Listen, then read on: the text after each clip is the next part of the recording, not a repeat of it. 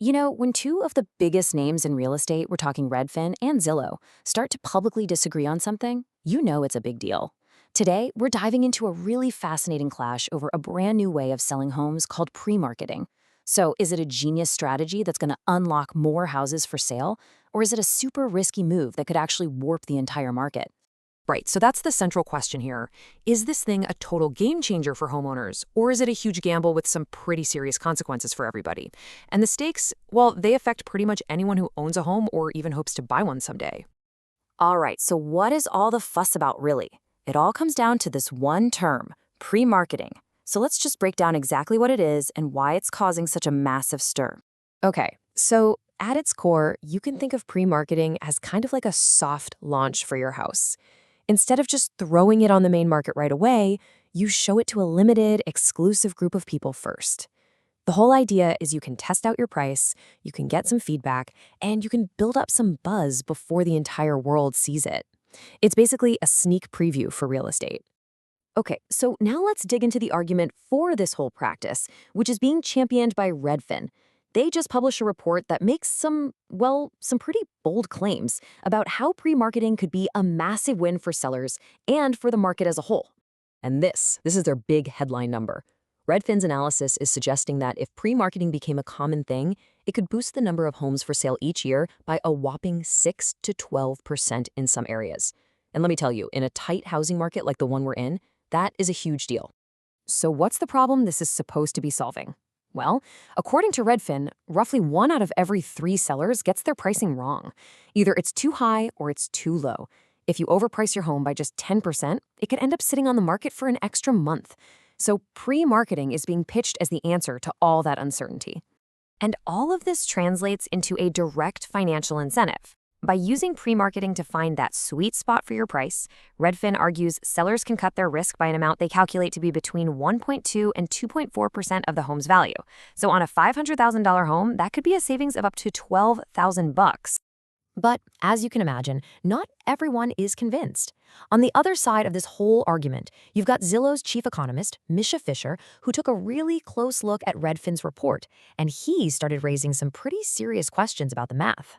Now, what's so interesting here is how Fisher frames his critique.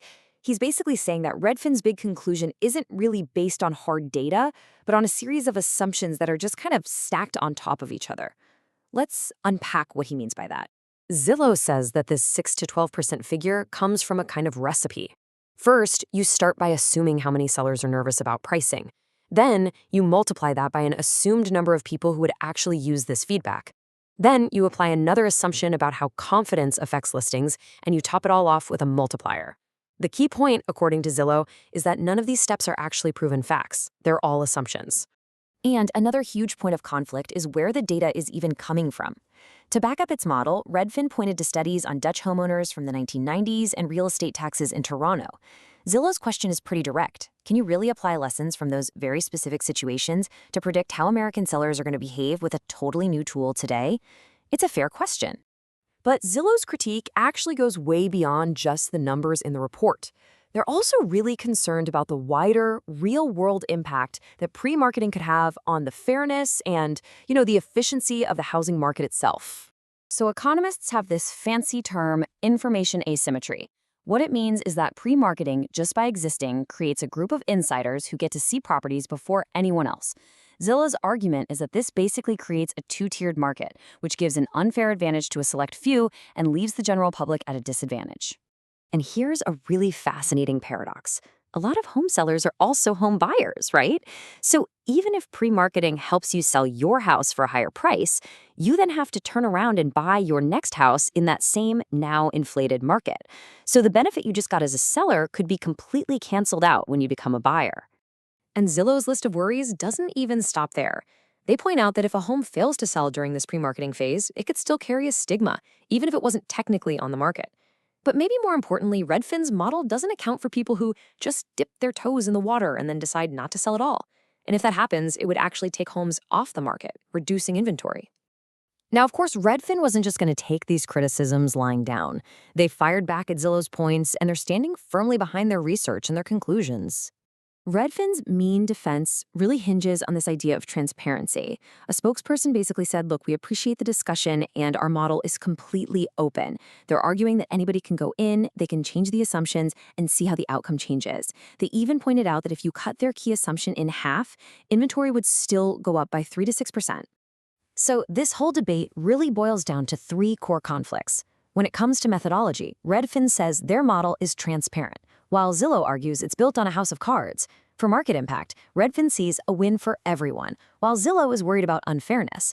And finally, on the data itself, they completely disagree on whether the evidence Redfin used is even relevant. And that leaves us right back where we started, with the big question. Is pre-marketing a revolutionary tool that's going to help solve our housing crisis and empower sellers? Or is it a flawed concept that looks good on paper, but in reality could create an unfair and inefficient market? The debate is far from over, and you can bet the answer is going to shape how we all buy and sell homes for years to come.